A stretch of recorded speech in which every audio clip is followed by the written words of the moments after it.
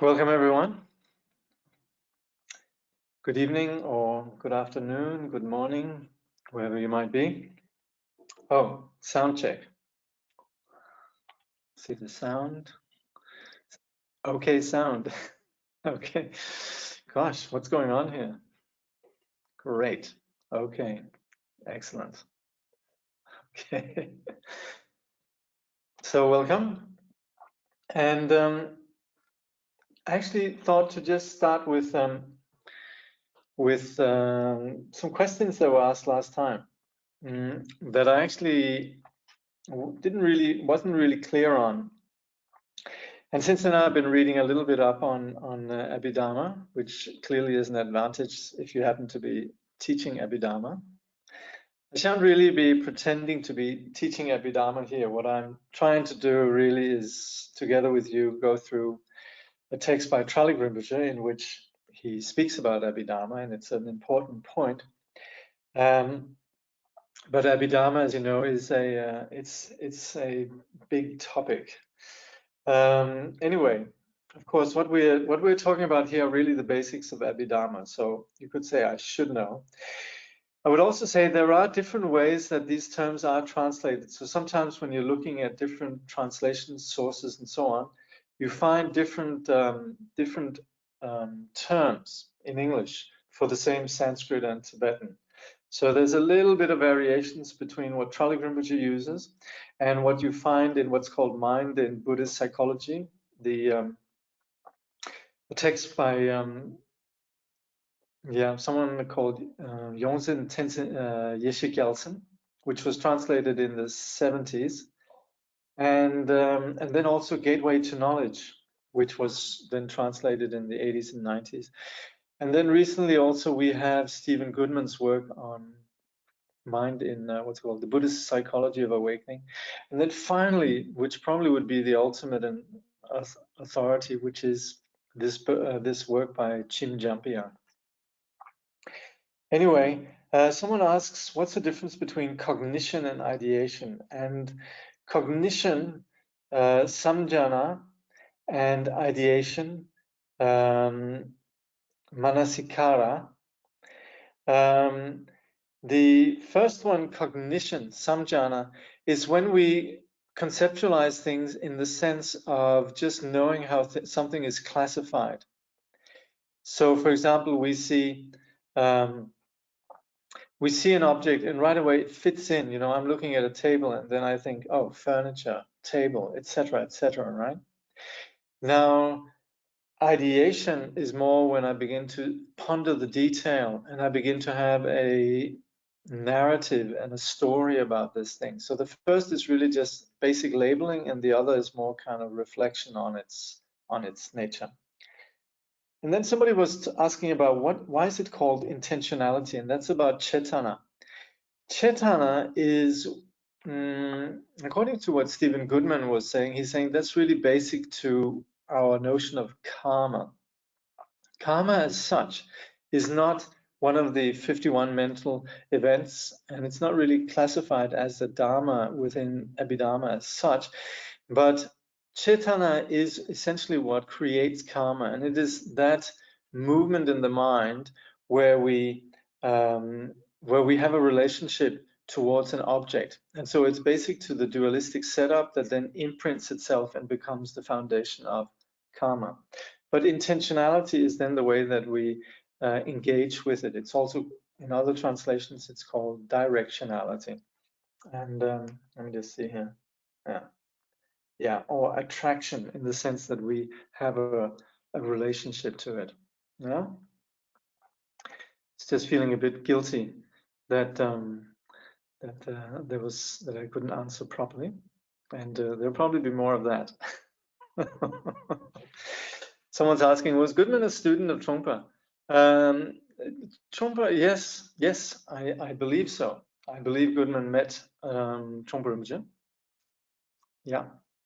Goodman was also a student of, I believe, Tatang Tuku, and no, he was a student of Trungpa Rinpoche, and he was also, as far as you could say, as an academic goes, he was a student of Herbert Günther at the University of Saskatchewan up in Canada.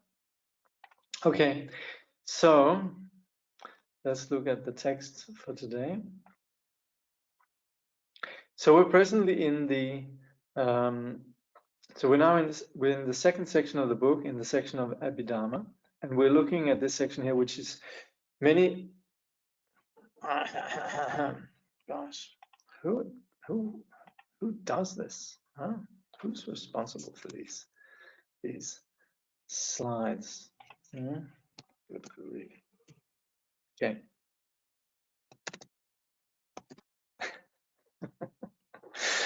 All right.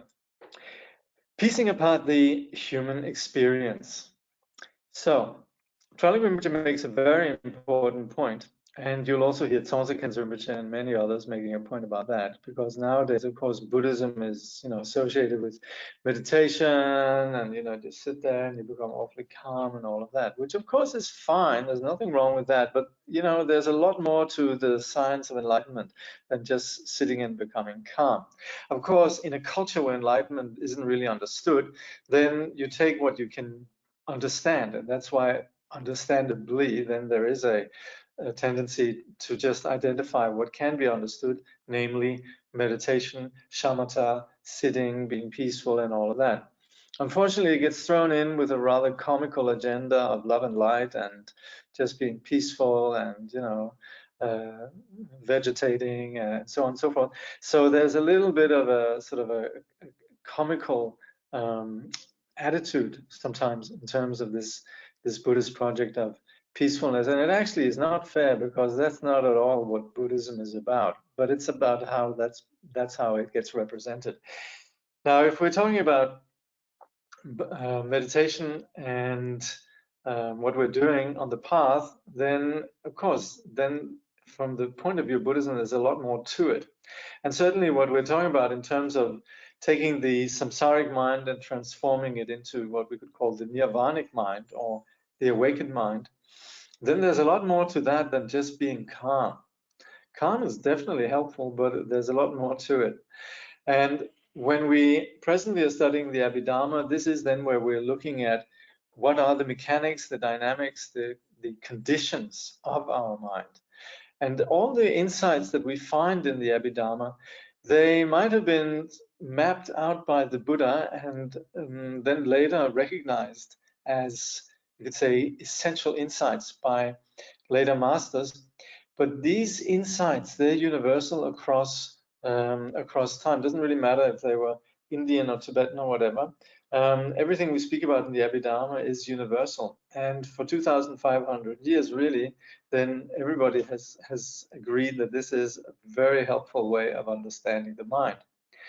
So we could very well appreciate that, of course, within our own science and our own philosophy and psychology and so forth. Then there's rarely that kind of appreciation that attains, you could say, that's durable. Very often, the kinds of psychology we're doing one decade is replaced by another psychology and another trend that's then happening the next decade. So we've gone from various kinds of psychological practices, behaviorism to cognitive therapy and so forth. It's continually a field. It's a very new field and very much sort of finding its way. But that doesn't mean that the insights of Western psychology is a problem, and that as Buddhists we shouldn't in any way that we should dismiss it. Not at all. And also because very often our cultural discourse lends itself to the way that the mind is represented within Western psychology. So we very often are very familiar with the themes and terms and methodologies we find in Western psychology. So there's room for both. Anyway, to get back to what we're doing with then meditation and what we're doing here, which is the psychology really of meditation, then we want to identify two aspects then. There is the shamatha that famously is about grounding the mind and becoming more aware. But here then this also is approached in conjunction with vipassana, which is understanding then what's going on with the mind, not just calming the mind, but really having a complete picture of what we are in terms of our body and in terms of our mind. Traleg Kyabgon says, when people place emphasis on shamatha meditation and not on vipassana or insight meditation, it's often due to focusing solely on cultivating awareness. And it may only relate to teaching the person how to be in the here and now. Vipassana or insight meditation is about truly noticing what has come up in the mind while meditating, since it's extremely important for us to also understand what arises. Now, when we say understanding what arises, it doesn't mean that we sit as we're meditating and analyze. Basically, when we are practicing vipassana, we have two kinds. We have the analytical approach, and then we also have the settling approach.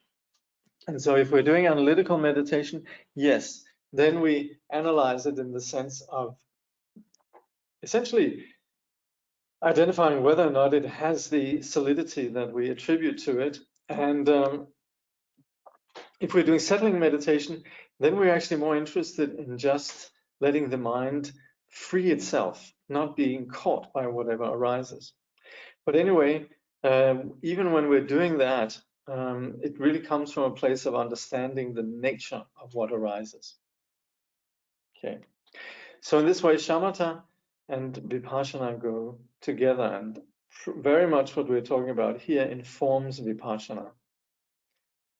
We could say that Abhidharma is the standard psychology of Buddhist meditation. It is the place where we draw all our insights about what we're doing when we're meditating. When we're driving a car, we're basically just driving a car, but we also are aware that it's made up of, the car consists of a lot of different things. So we understand that if there's a problem while we're driving with the car, then of course we need to consult a mechanic, or we need to deal with it in a way that we deal with the various aspects of the car. So similarly with the mind. So with the Abhidharma, we are becoming aware of the structure and complexity of our experience, particularly from the point of view that our experience is not a one-shot deal, and that everything that we undergo on the basis of various causes and conditions, where various primary and secondary factors that we're looking at here. Now, the reason why we're doing that is that we're intending to do much more than just becoming calm and having a good life, but we're really talking about transforming from a sentient being into our true nature and being free. So presently, confused as we are, we struggle, and we struggle because of a delusional condition that needn't happen. The path of the Dharma and the purpose of the Abhidharma is to enable us to become free of this delusional condition and be free and enlightened. Basically, reawaken our natural and original condition. So Abhidharma is a big science. For that reason, it's where you could say the science that we're familiar with is wonderful, but they can't do all these kind of objects, whether or not my mouse is one way or another. Yeah, as long as it works, I don't really care too much about mouse. And even if I don't have a mouse, I can probably survive. Whereas what we're talking about here is a far greater science. It goes right down to the depth of what really shapes our reality. So when we study Abhidharma, it can be complex. And traditionally, when it was approached, it was a very big subject. A bit like if you're studying medicine and you study anatomy, pharmacology, and all these things, it requires a lot of learning, memorizing, and so forth. But then again, also you would traditionally have teachers who would then explain it and make it so it would make sense to us. And also we would operate with experience. In Glimpses of Abhidharma, we've just been looking at how Chögyam Trungpa describes his approach to studying Abhidharma, and it seemed incredibly tedious and uninteresting until actually he began to practice, and all the teachings of the Abhidharma came back to him. So here, in this context, we distinguish between the primary mind and the mental factors. Anyway, these two we've looked at before, primary and secondary mind, the consciousness and all the mental factors that originate from that in conjunction with that. So that's where and within the mental factors, then also we talk about the primary and secondary emotions. We're going to be looking at that specifically here.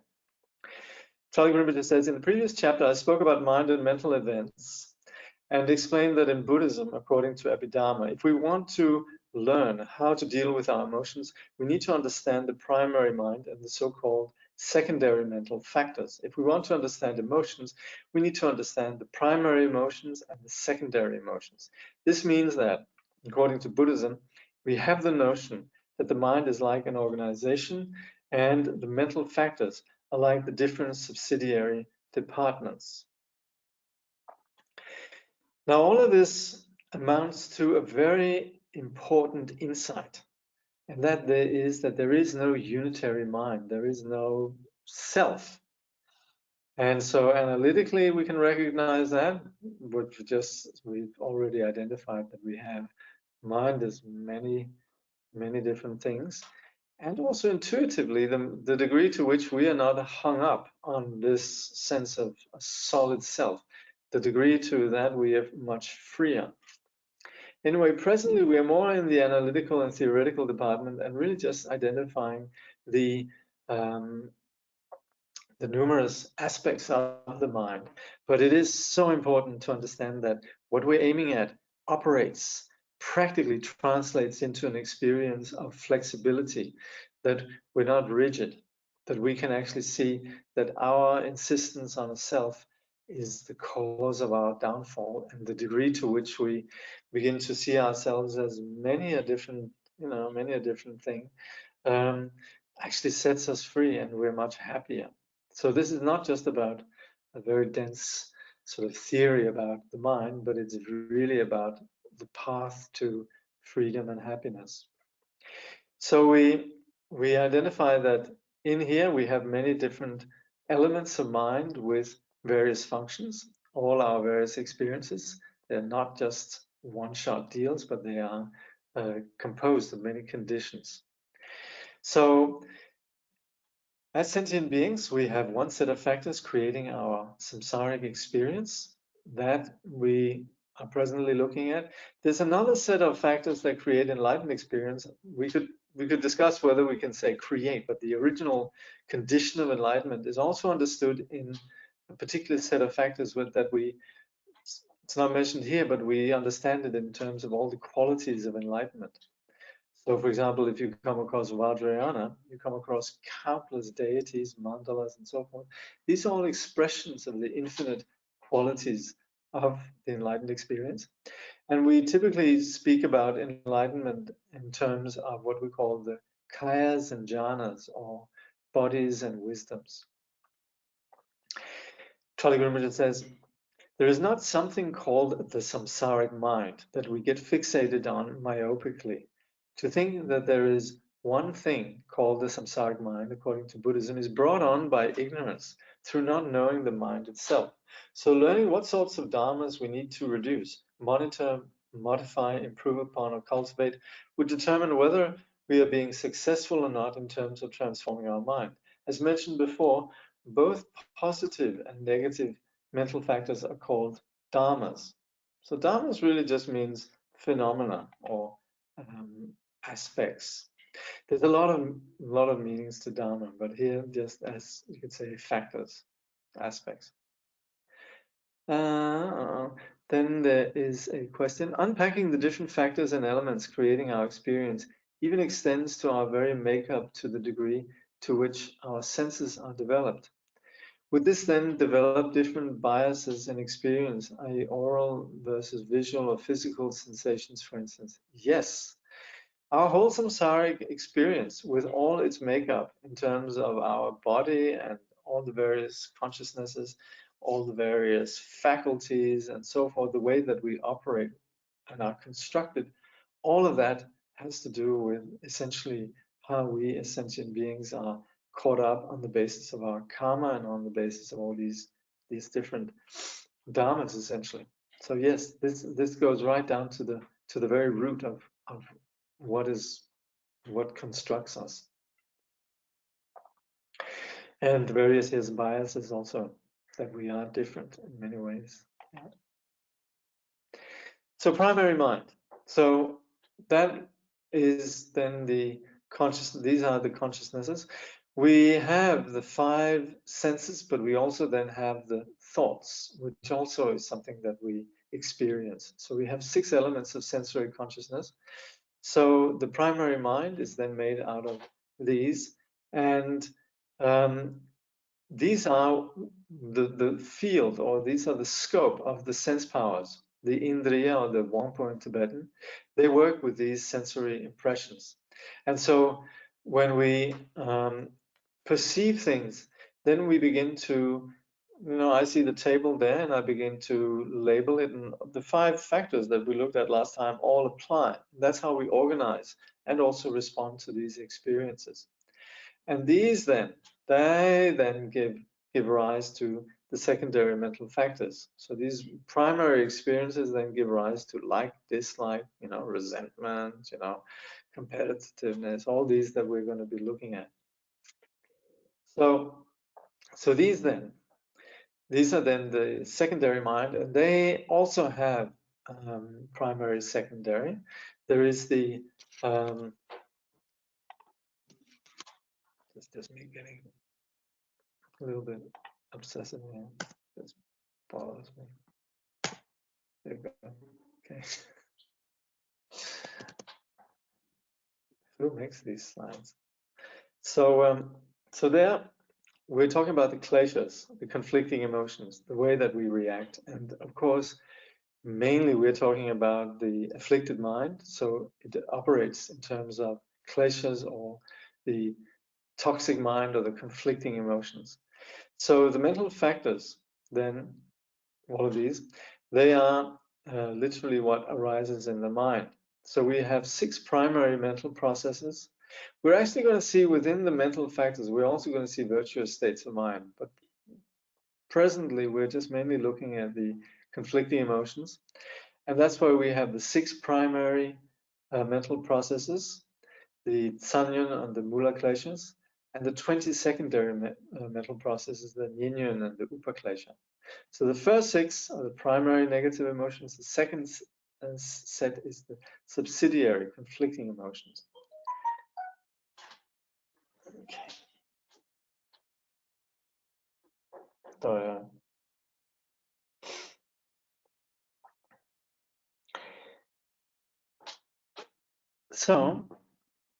So the purpose, again, why we're doing this, as the Buddha said, Traleg then quotes the Buddha, who said, Dharma is like medicine, and what we suffer from is like a disease. So in dealing with this, then, we first have to identify which disease is causing our suffering, and only then will we be able to treat that disease using the appropriate method of healing. So we first need to diagnose, and then we'll treat. So the 6 primary conflicting emotions, they are then the primary causes of mental afflictions. Excessive desire, excessive anger, excessive pride, excessive jealousy, opinionatedness, or dogmatism, and excessive doubt. Now, when you look at the various sort of Abhidharma teachings, they might sometimes have the categories slightly different, but I guess you're used to that. So anyway, here we stick with Traleg Rinpoche's presentation, and I think most of us understand certainly the first 4. Now the last 2, they might sound more conceptual, but that's because they are underlying assumptions with regards to the way that we react. So our mental afflictions, they're very much based on these kind of attitudes. So opinionatedness and dogmatism, they're included because they fuel our emotions. We might have a particular attitude towards somebody, and then if they say something that if somebody else said it, we wouldn't really mind, but because we have a particular perception or rigid attitude, then that becomes a cause. And so everything, actually, you could say all of our ways that we interact with phenomena is based on misconception, not understanding reality. So it's very basic to how the kleshas evolve. So they are then, so they have then, so emotions have an emotional, no, conceptual content.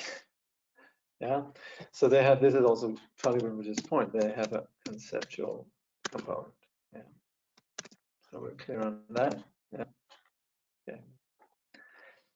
So let's look at them. So we look at this, the first 6 now. Now let's look at the secondary. And I'd like to say, of course, what I'm just doing here is going over, summarizing it. But I might do it more or less accurately. And of course, needless to say, for properly understanding this, please read Traleg Rinpoche's book. I haven't come across anybody who has openly said that they don't read the book. They expect me to make a digest, and I'm very happy, because you certainly mustn't do that. Don't expect me you should even be suspicious whether or not I actually make an accurate,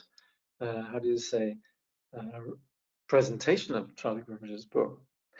Like I say, this is my personal appreciation of the book, and so, and plus there's, I'm summarizing it, so you must read Traleg Rinpoche's book. It's essential.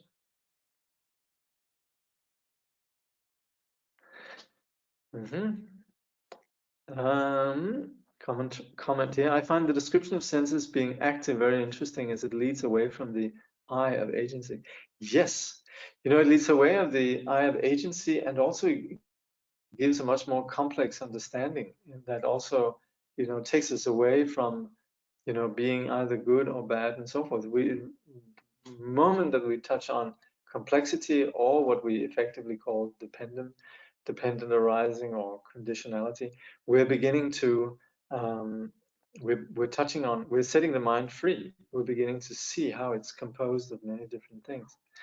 Is the primary mind made out of the skandhas?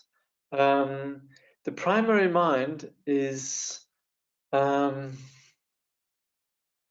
primary mind, it originates from the skandhas. So on the basis of the skandhas, then particularly then the 6th one, the skandha of consciousness, is then the basis for the primary mind, in the sense of the conscious experiences and thoughts. So the primary mind falls into the 5th skandha in general, consciousness. Yeah. So here, anger, agitation, aggression, and very often in relation to outer objects. Yeah, we particularly have aggression in relationship to outer things, but of course also ourselves. But what generally comes about through aggression is then this self-perpetuating situation with perceiving the object of our the anger as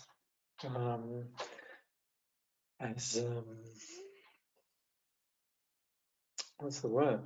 Antagonistic, that it's coming against us. So we very often have a self-perpetuating cycle of being angry, and then the outer object sort of confirms the justified nature of our anger. So it's a circle of self-perpetuating projection.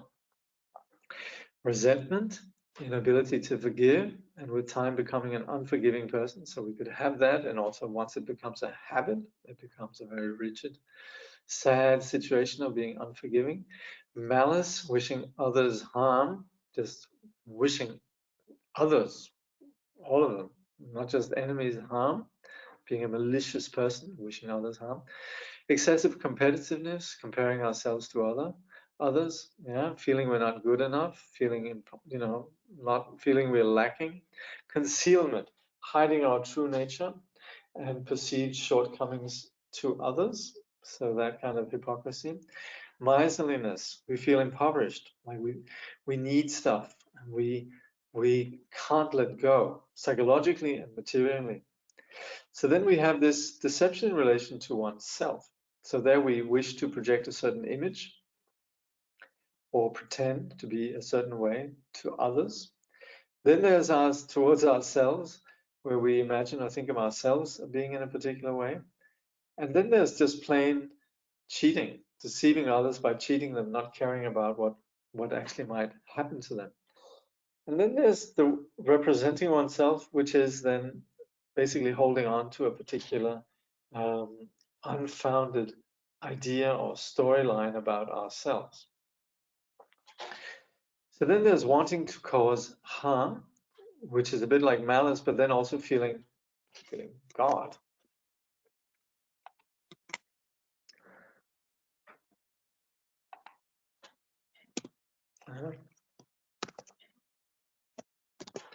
Feeling good when they suffer. Yeah, wanting to cause harm. And then there's shamelessness, not being conscientious about how our actions affect others and not wishing to improve. Yeah, just being uncaring, reckless, lacking shame. So there we would say lacking shame, that's in regard to ourselves, and shamelessness is in regards to others. So the Tibetan is Ngotsa and Chelye. So one is about ourselves. That's Ngotsa, just our general sense of propriety or shame. And then there's about others, just thinking, what do I look like to others? So these two. And then there's being untrusting. So that's where we lack sort of the sensitivity to who can actually be trusted. And sadly, this could lead to us trusting those who are unreliable and then being naively, and then also being suspicious of those that actually are reliable. So just mistaking who to be trusted. Traleg Kyabgon says a fundamental sense of trust allows us to have faith and confidence in ourselves and in how we manage ourselves in the world. It allows for a plethora of experiences to be embraced. So faith is such a great thing. It shouldn't be naive faith. It should be based on intelligence. But once we have that, then there is a confidence in the basic stuff, the basic substance of our world and our reality. That opens up for us essentially coming alive in our reality. I wonder why the author is Traleg Kyabgon, by the way, mate.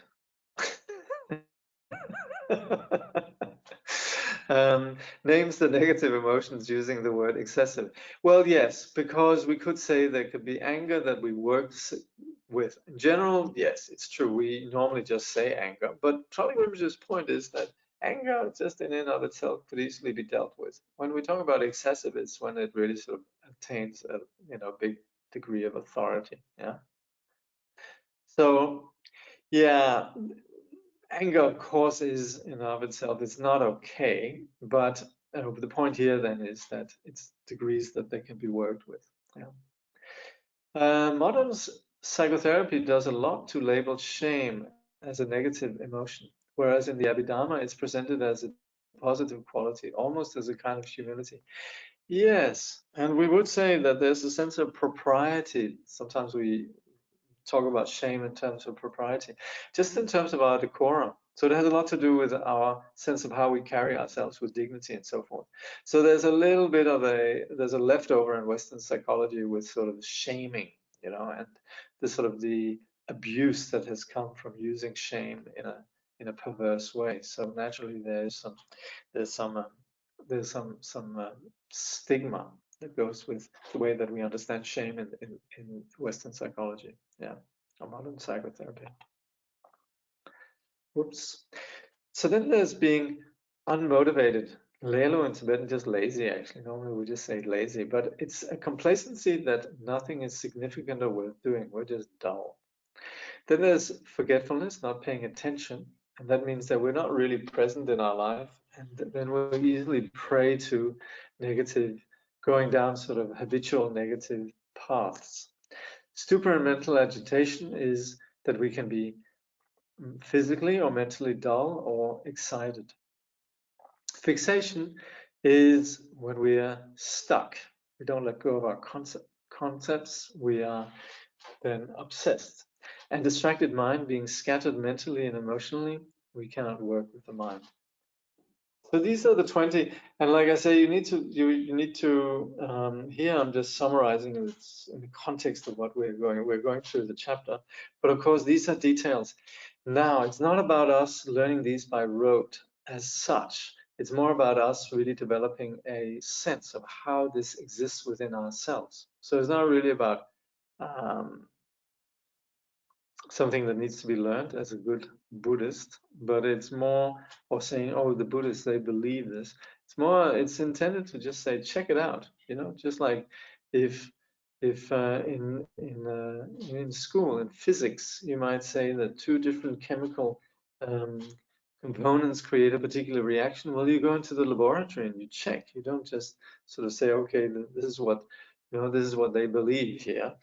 No, you go in and you actually check. You actually see, oh yeah, it's true. So that's how we should use this. We should regard our mind as a laboratory for assessing what's being said here. I'm wondering if there might be a better way to translate the Tibetan. Yeah, but you can always run into these kind of limitations with our language. There's sometimes we just need to we have language, and it sometimes is about us more trying to understand how it should be understood rather than being stuck on the existing definitions we have in a modern context. But anyway, these two particularly translated in different ways. Shame and sometimes decorum. Sometimes propriety. Yeah. What's that tell you? Could you please comment on the difference between anger and wrathfulness?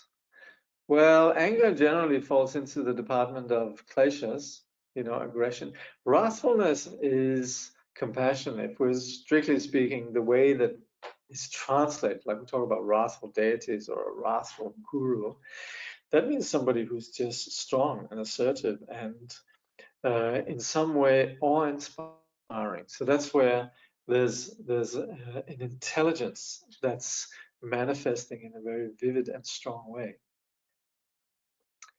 Yeah, it seems a bit confusing to use the word shame. Yeah. Yes, it can be confusing. That's where it's important that we don't conflate the Western use with the Buddhist use. It's like if you look in the translation of the Way of the Bodhisattva, the translator there sometimes uses the word sin. Many people they have a problem with these kind of terms that we have we have history with these terms, and then we sort of sometimes go for other terms, but at the same time also in a way it's also a question of us reinventing or redefining how these terms are used in a Western context. Can wrathful manifestation be experienced as warm at the same time? Very much, very much. It comes from a place of love. And when we're talking about wrathful, in the sense of wrathful guru, wrathful deity, that's very much coming from a place of compassion. Yeah. Okay. Actually, just give me a sec. Just need to.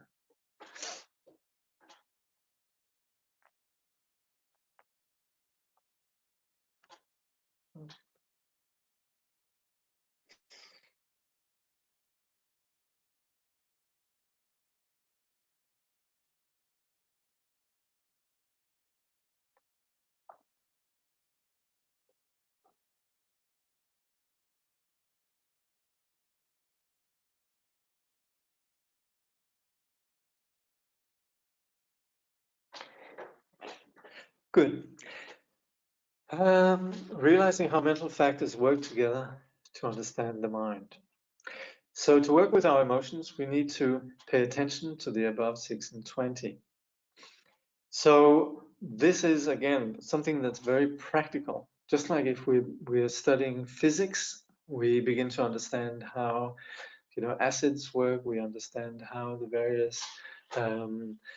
various elements they work and so forth. So all the different chemical components that we study in physics and in the laws of physics and all of that, it's intended to be something that is seen and verified in our practical experience. And likewise also us working with the mind, we need to be aware of how we could possibly gain a handle on our experience.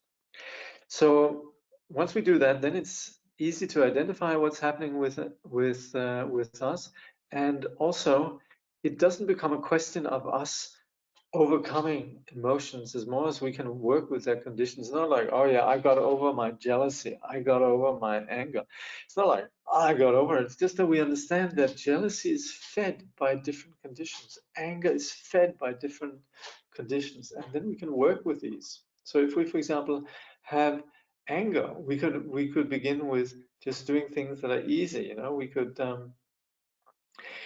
sort of how do you say, short circuit some of the predictable patterns that we engage in.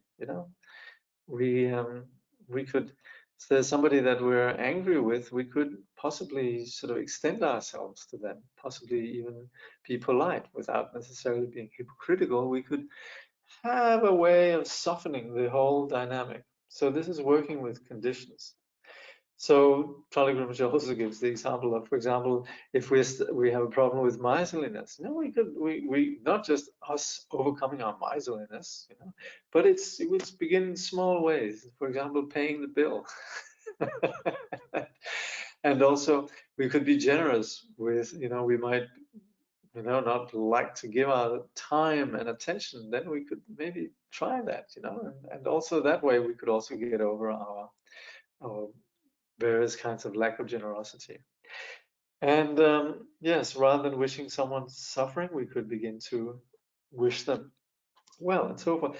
These are just little things, but they actually impact on the bigger issue.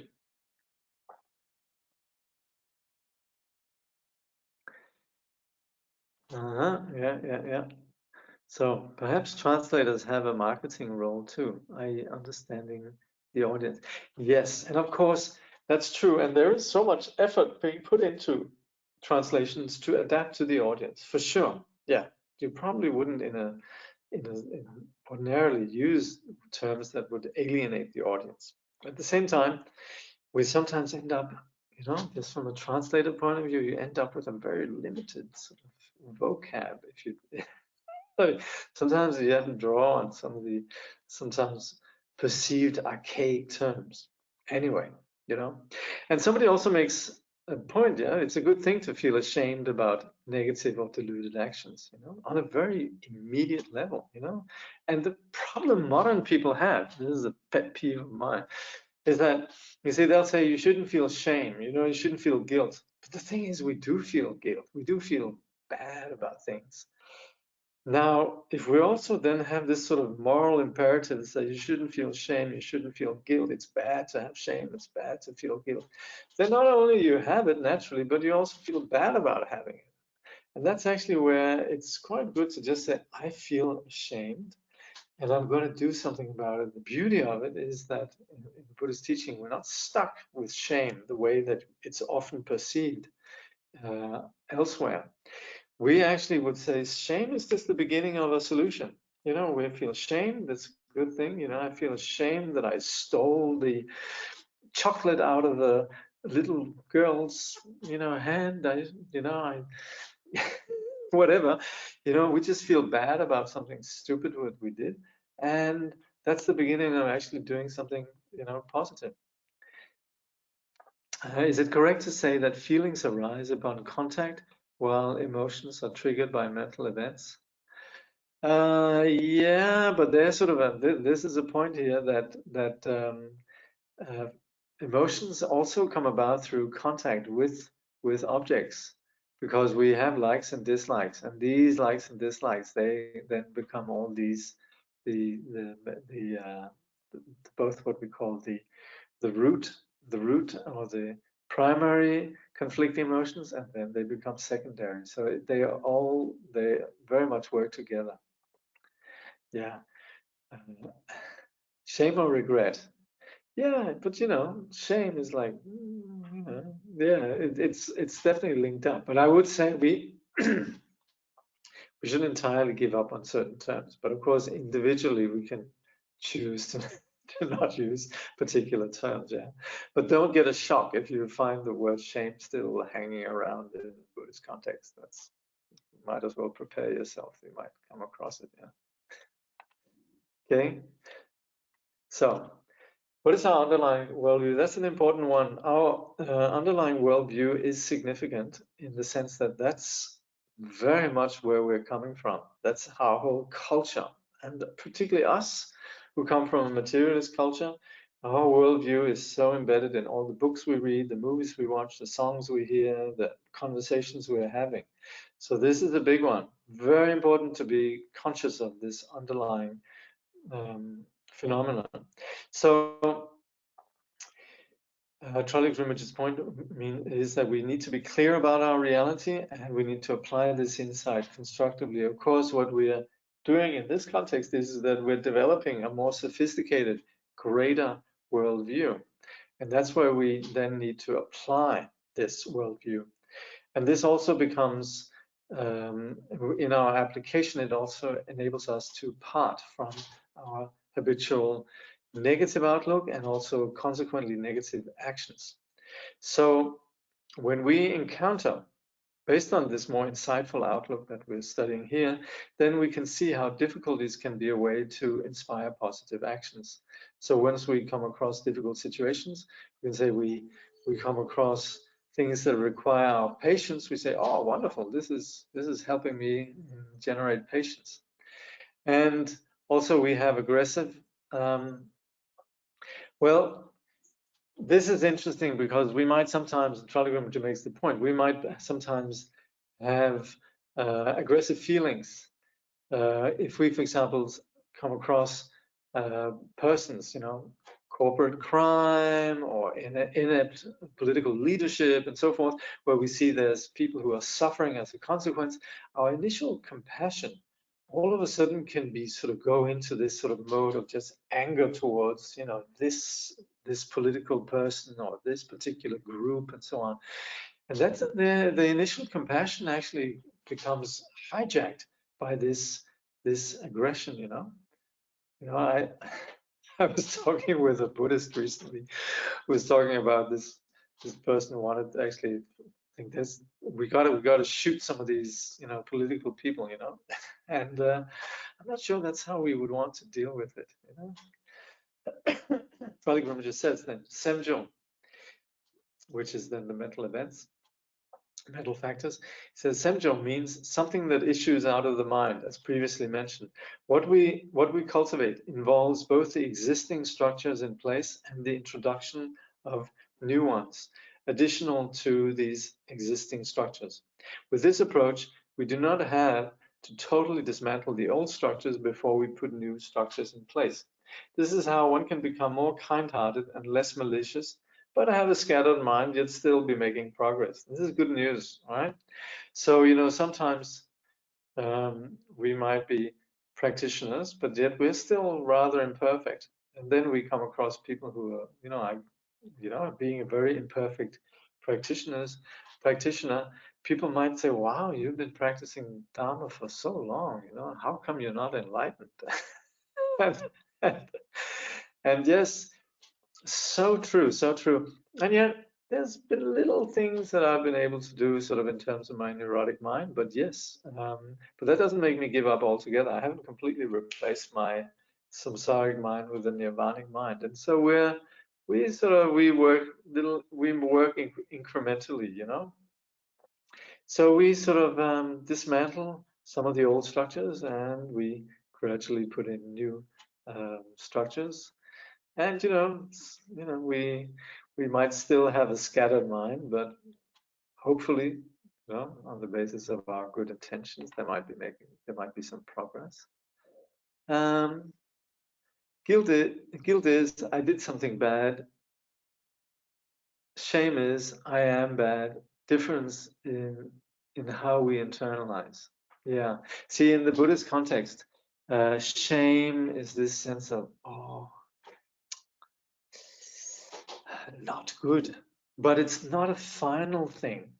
That's the thing. It's I'm bad as per my action right now, but I'm going to be changing that. So it's not as final as that. You know, we don't have to be that delicate. You know, somebody says, Jakob, you've been bad. I said, yes, I've been bad, you know. But I don't really think of it as the final word. Anyway, this is a discussion that will go on forever. Okay, that's. But anyway, thank you. Yes, there is some definitions here. Guilt is less. Well, you know, guilt also comes with some sort of absolute, you know, stigma. Also depends who's using the word. Then, not that I wish to labor the point, but shame suggests a sense of the child who did something wrong, i.e., it is moralistic somehow, whereas regret is perhaps a more mature and responsible response now. Okay, all right. Lack of conscience is another translation used by Rinpoche. Okay, yes, but yes, lack of conscience. See, that's already speaking about, you know, that there's a bit less of something and there's a possibility for more of something. But all of this, ladies and gentlemen, the redeeming feature of this whole discussion is that we're talking about causes and conditions, and the entire message that's being made here is that we needn't actually be stuck one way or another. Doesn't matter if you have guilt, if you have shame, all of this, they're all conditioned. So let's introduce this whole new attitude that there's not a single term or a single concept that is final. It's all about just labels that are in and of themselves conditional. Yeah, let's go. Oh, marvelous. We needn't anymore be worried about terms. Huh? And certainly if you're coming from if you're studying Buddhism, then yes, there's nothing that attains any absolute final sort of status. Yeah, it's all about causes and conditions. Now, as practitioners, we see what needs to be dealt with first. So that's where, again, we begin with what this is, of course, us as meditators, that we identify there's something that's coming up in our mind that we have, and that's what we deal with. So we work with whatever neurosis is more readily there. We work with whatever is happening right now. I have anger.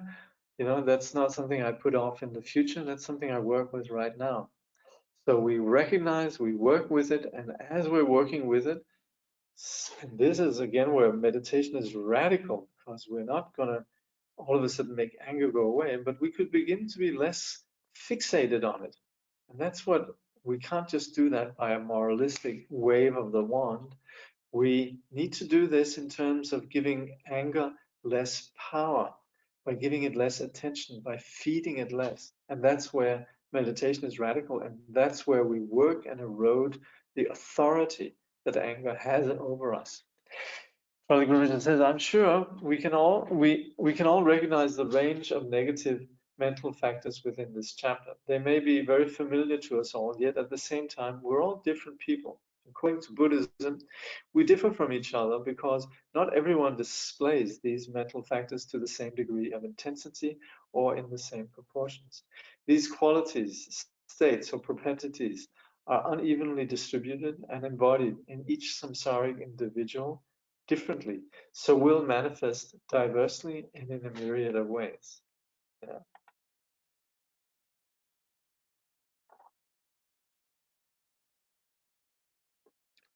So it says, and yet we need to work with these structures we are identifying in order to deconstruct or peel away. Yes, that is this is also what Traleg is saying. Yes, indeed. Yes, yes, yes. Okay, chapter 12, compatibility between meditation practice and theory of mind. So, if we were just saying, oh yeah, I just want to meditate, I just want to, oh, forget about all this theory, and you sort of have that. It's not just the hippies who do this. This is also, when we come from our culture, then we very often have this sort of overdose of intellectualism. The Beats, when they were approaching Zen, they were like, there's something which has nothing intellectual. How wonderful, And the point is, we're grappling with what we really have very poor understanding of. And so, fine if we were working within our own particular cultural context, but if you're working with the Dharma, you're working towards enlightenment, you're working in an area that is not that familiar, to sort of just think, oh, I'll make it up on my way, I'll develop my own particular kind of Buddhist path, then we're not going to get very far, yes, admittedly, the map is not the territory, but if you are in the territory, a map can be pretty useful. And so the psychology that we're studying here is essential for the way that we practice. We can also see how the sages of the past united theory and practice, or rather united theory with their own experience. Like Traleg Kyabgon in the Karma book, I think he made a point about how Milarepa's songs, if you look at Milarepa, who is famously a practitioner, you can see a lot of references to some really a lot of scholarship, in Milarepa's songs, and we need to have that.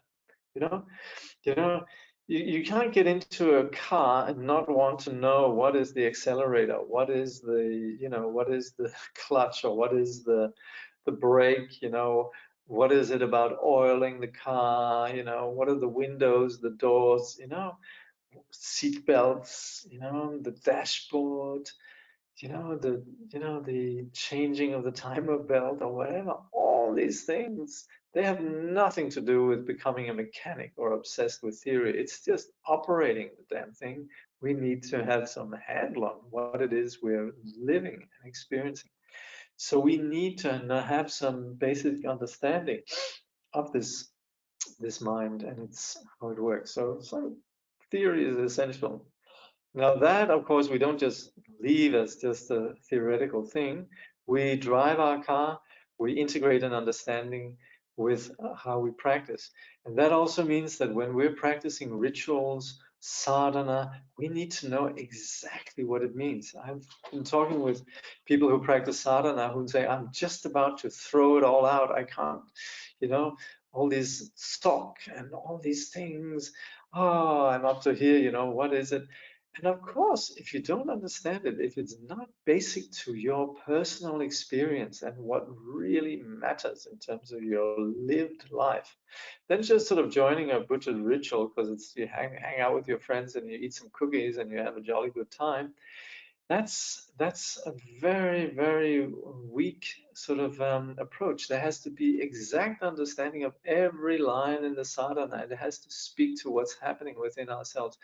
And so if you read the deity, what is the deity? Well, it's the pure nature of what we call the three seats. What's the three seats? Well, it's the skandhas, the ayatanas, and the dhatus, and that is our experience.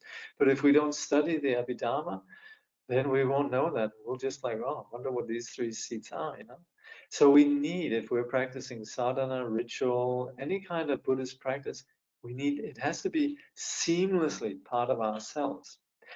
And as far as us living our life, this is not just about us being Buddhists, but also to understand the human condition. Anything. This is a point Traleg Kyabgon has been making a lot. This is not just about enlightenment, but just working and functioning in the world. We need to understand the mind.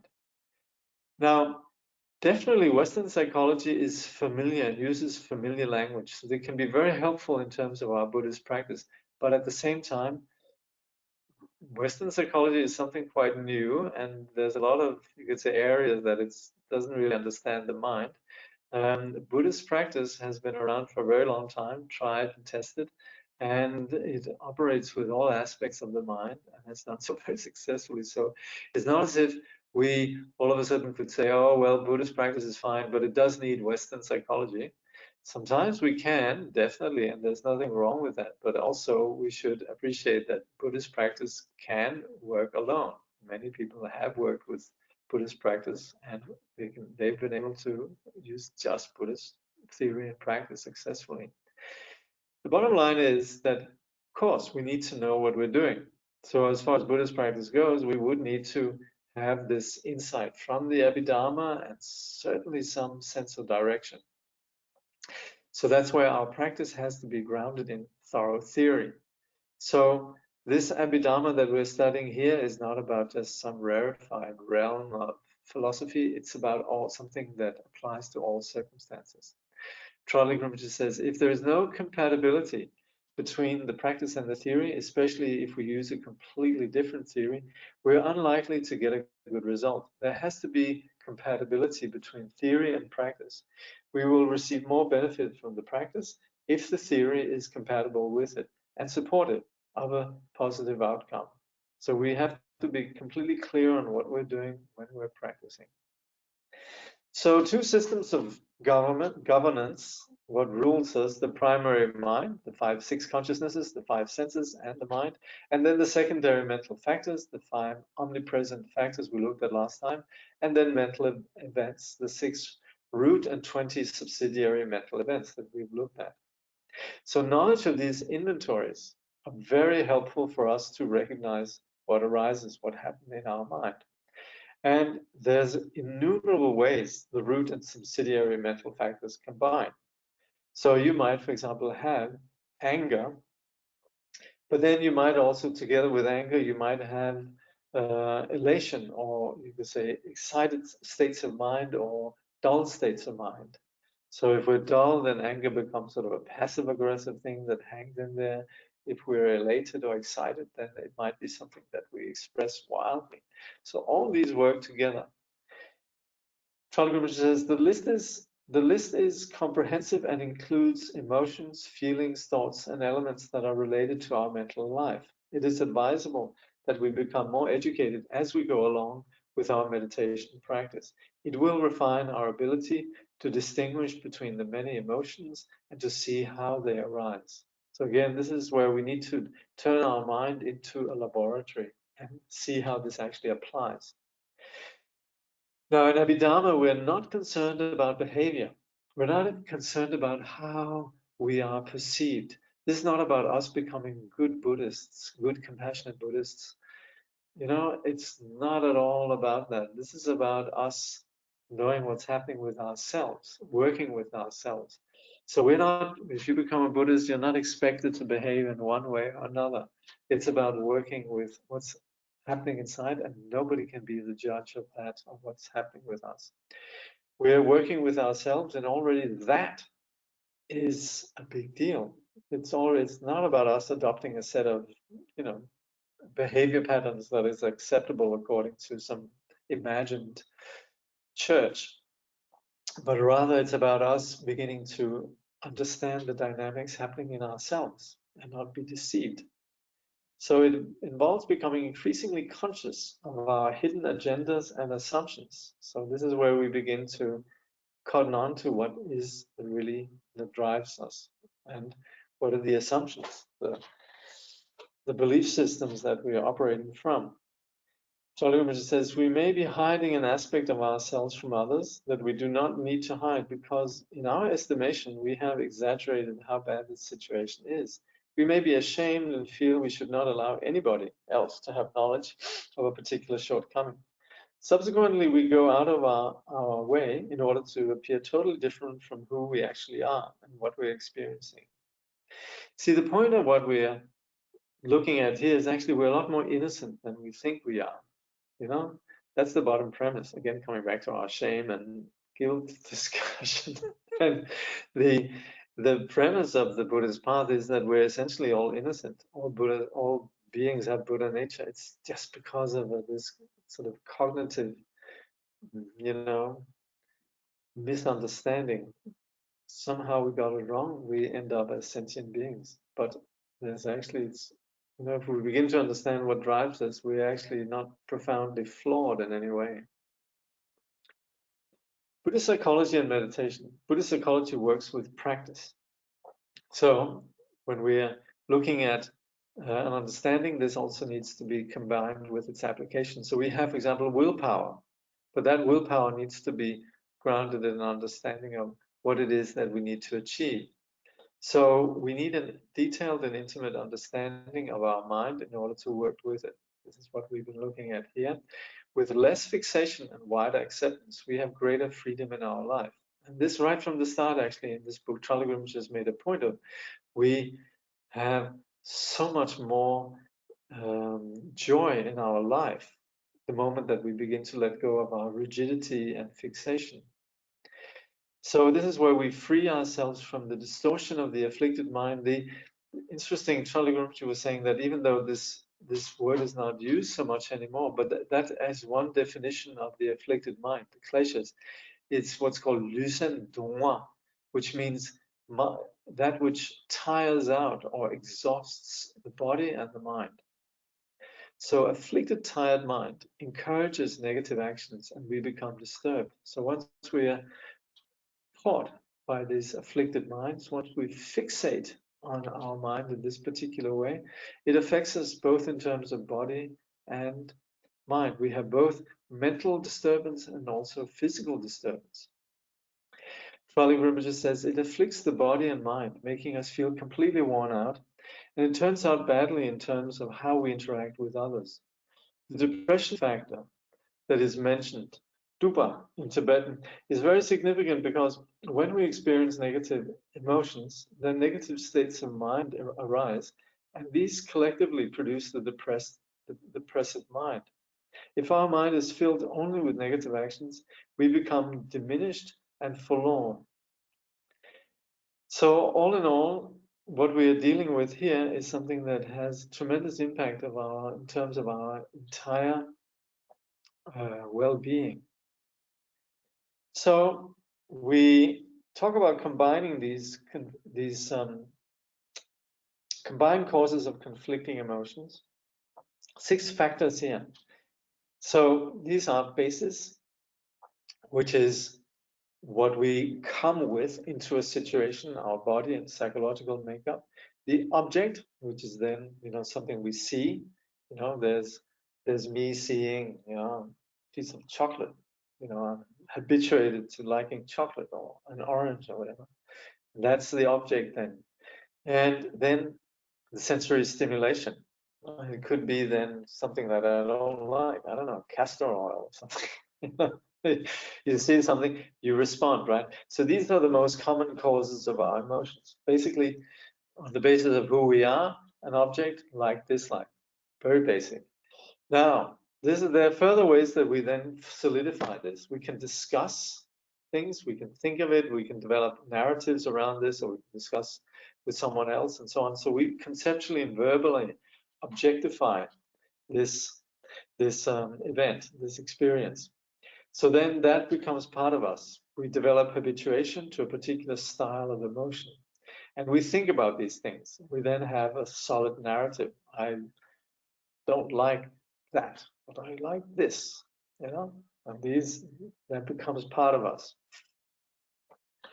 So we have these imprints, and then we have the things that trigger it, right? So the imprints of our emotions lie hidden in our disposition. That's the basis. I have a previous experience with chocolate or oranges and castor oil. So then we have the conditions that come about. They make the emotional imprints manifest. All of a sudden, there's something there that sort of all of a sudden people find out, oh, Jakob has a thing for oranges, becomes manifest. And then not thinking or understanding reality clearly, then we begin to develop particular patterns around this, all on the assumption that they have reality. And so the moment that we begin to see through this, then we begin to set ourselves free. Then we begin to, something we dislike normally comes about. We have a bit of a sense of humor. We know that it's not as bad as it might initially appear. We begin to have a greater understanding of reality. This sets us free. So basically, With a distorted view, we suffer, we solidify. Without that kind of solidification, we're free.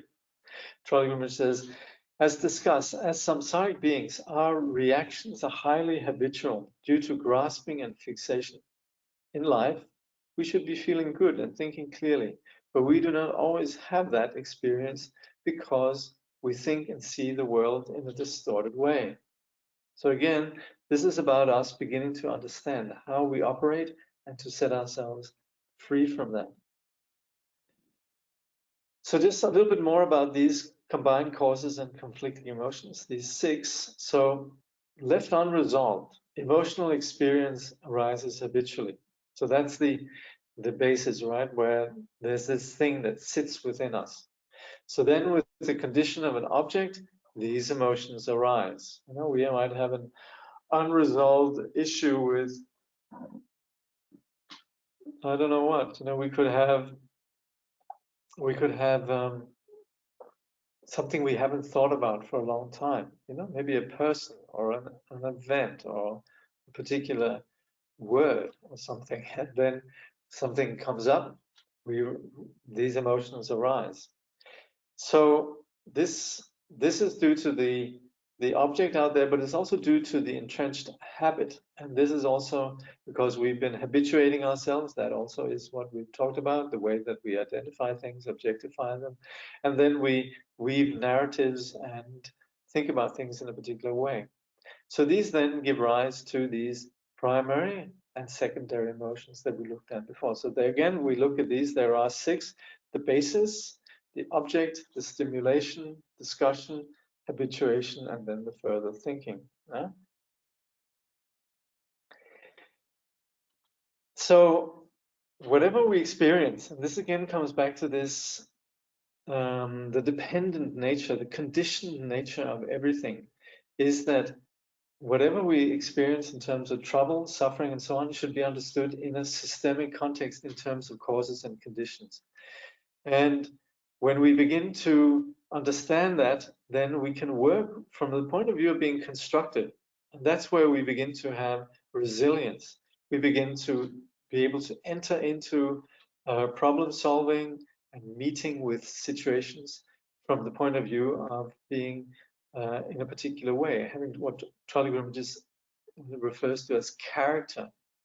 So character is beginning to clarify our body and mind. That's where we begin to touch on our innate sanity, our innate enlightened, naturally intelligent or wise and compassionate disposition. So with such quality of character, and this is also a term Traleg used in his work on karma. It's a very good term, really, because it's talking about our being, but being in terms of refined. So we're building character. It's a very good term for what we're doing on the path. So we need to reduce our personal suffering, which comes from our distortion. So we distort things, we don't see clearly, and this is where we begin to be attentive to or aware of that we're not seeing clearly. Traleg just says, in this context, character refers to our ability to accept where we are today, working with our weaknesses and delusions constructively without being excessively self-critical. It is important to allow ourselves to be human, to seek help from others when we need to, and build realistic expectations of ourselves on the Dharmic path. That approach in itself can build strength of character. It is possible to see ourselves more clearly, and when we come across a weakness or a distortion within ourselves, not to be devastated by it. So this again is a departure from the way things ordinarily are handled. We are simply appreciating that we humbly are imperfect, but that doesn't necessarily mean that we are bad as such, as per our previous discussions. We're human. But at the same time, being human is not predestined to be in one particular way. We're not destined to always be confused. That's where, in the case of Dharma, we are talking about that this is absolutely workable. There's a path. And this path requires that we transform and work with ourselves, building character. So, to acknowledge where we are is the beginning of our work and transformation. So many of you are familiar with this book by Pema Children that says, start where you are. And we have sort of a popular wisdom that says, if you're going to change, you need to accept what you are presently. Yeah. So that's a very straightforward situation. You're not, we're not pretending that we are other than what we are. So strength of character comes from such honesty because we're operating on solid ground. We're not operating on flimsy pretensions. It's very real. We're coming from a real place. So, of course, what we're doing here is more than just, promoting ourselves or being sort of, our own agent or whatever. It's about working, and we're clear on what's there, what are our conditions. So this might be different from the conventional way of doing things. Very often the way that we're educated is more about just self-promotion, economics, making a living and so forth, being successful, all of that. That's not necessarily what we're trying to do here. We're just trying to get down to what's real. And we have a very positive inspiration that our basic ground is good, but it doesn't require that we're dealing with ourselves wholeheartedly, completely. So we might think that the causes of our troubles lies outside, like it's all these people, we're victims of the circumstances. But what we're actually trying to, what we're doing about here is actually that we're not victims of anybody. We're about something that is completely unconditional, our innate Buddha nature, our innate, you could say, natural resilience, our innate character. Is not about us requiring that we are that we get the approval of others, or that circumstances have to come our way for us to be okay. We're about being. We're not. Ultimately, we're not about these being sort of thrown about by the circumstances. We understand that we work with conditions, for sure. But what we are arriving at is the sage's scope of freedom that is unconditional. So the sage is not, the Dalai Lama is not happy because there's a lot of people applauding in the audience. The Dalai Lama is, why people are applauding is because the Dalai Lama has this unconditional freedom.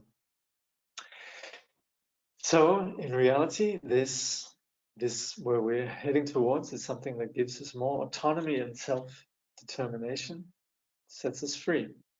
And this is an important point here. This Traleg says, we think that particular individuals have to redeem themselves or apologize so that we can move on and really start living, So-and-so did me wrong. I need to have them tell me that they were wrong. Otherwise, I can't move on. We very often hear that, yeah?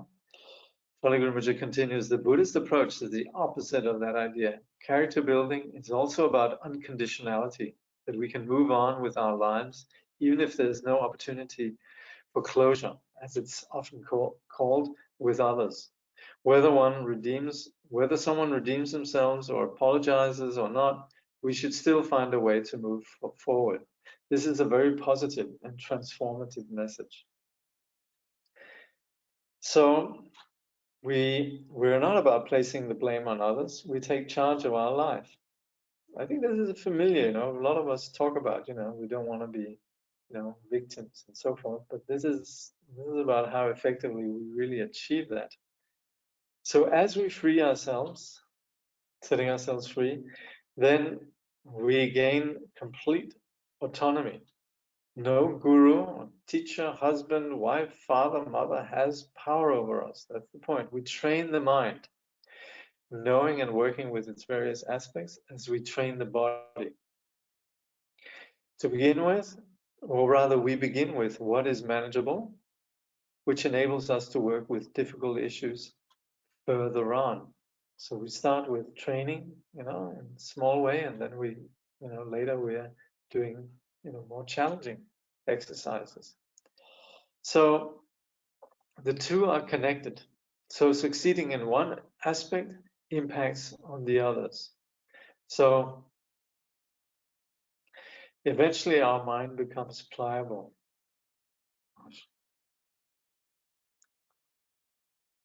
We're talking about the body and mind. Huh?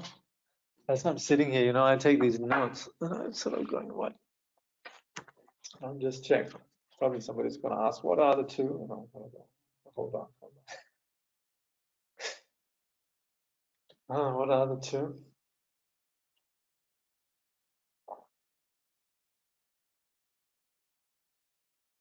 I think we're talking about body and mind.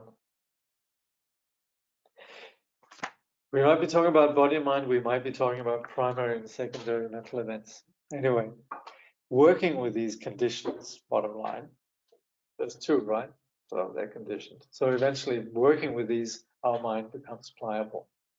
Traleg says eventually, even that which we find very difficult will become more pliable and workable. It is important to recognize this when approaching self-development in meditation. The approach should be gentle and realistic and not focused on perfectionism, but rather on the beauty and complexity of being human.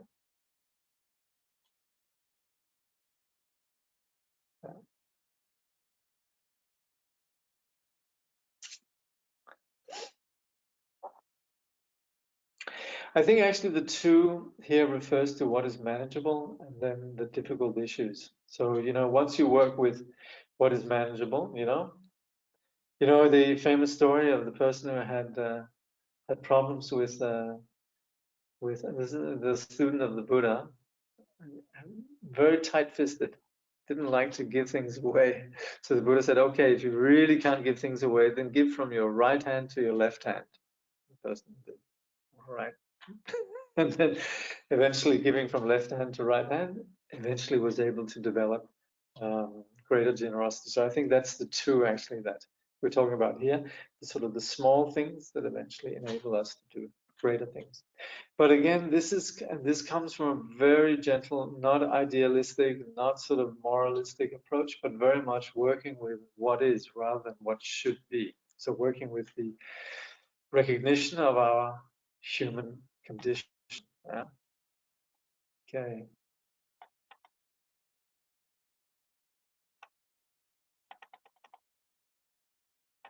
And, mhm. Mm,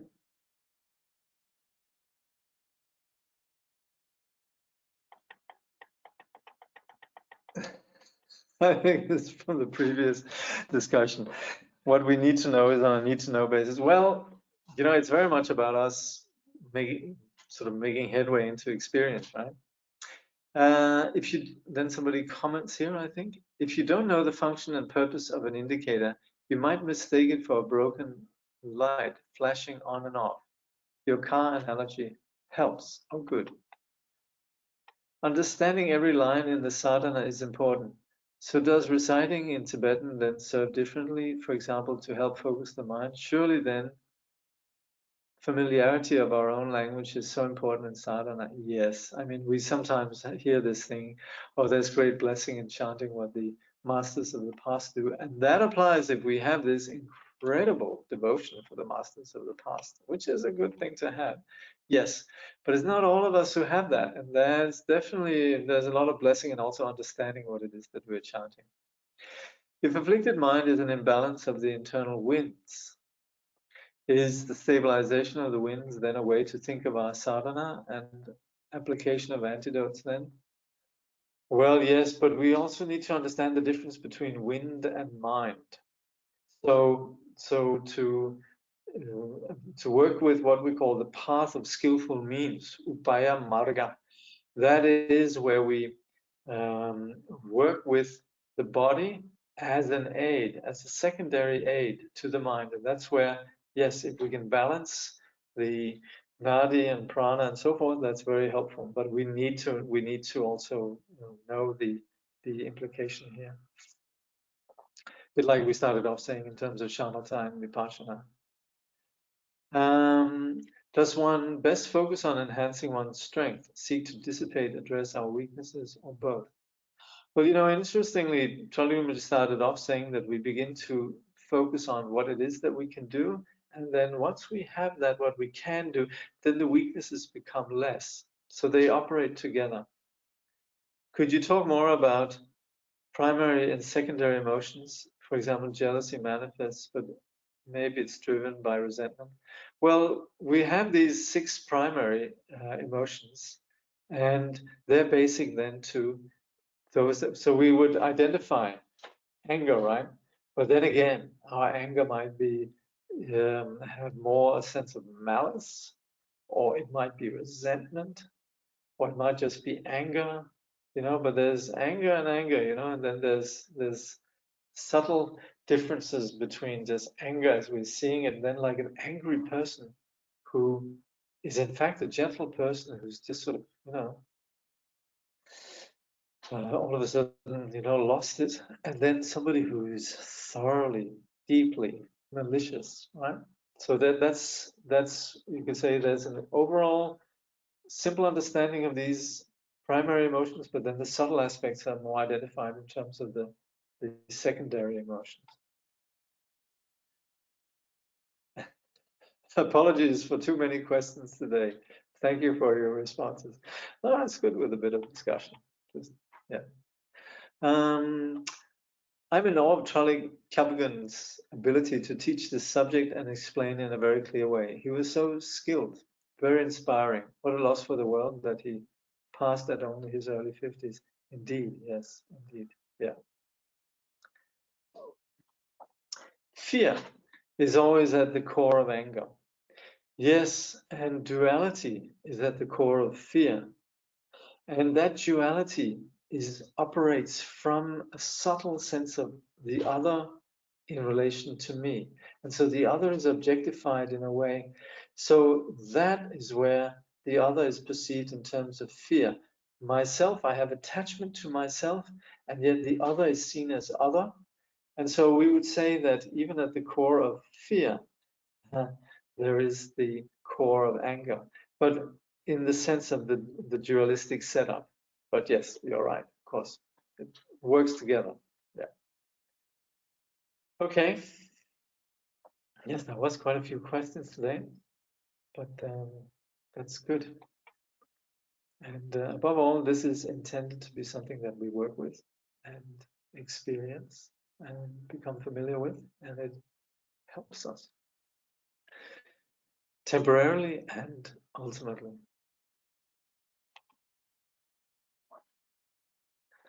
Okay. So next time, please. Okay, hold on. First, dedication. By this positive action, may all beings perfect the accumulation of merit and wisdom and attain the 2 supreme kayas which arise from merit and wisdom.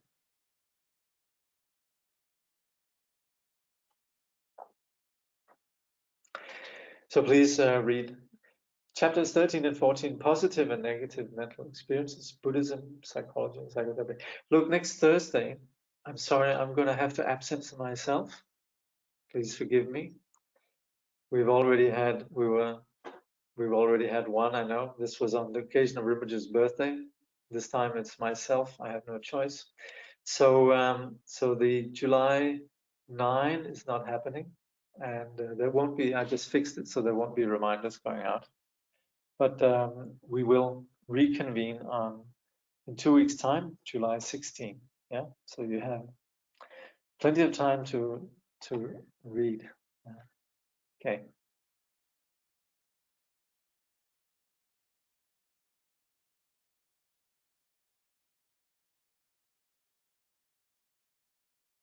So somebody is saying here, while you are in the mood for editing, Traleg Kyabgon Rinpoche explains the importance of desire and emotion and intelligence as integral elements of an enriched spiritual journey. Oh yeah, there's a typo there in the sense that explains comes up twice. Okay. Well, I think we have some students of Traleg Rinpoche here, so guys, there's a little Little error there. Okay. Thank you. Okay. Thank you.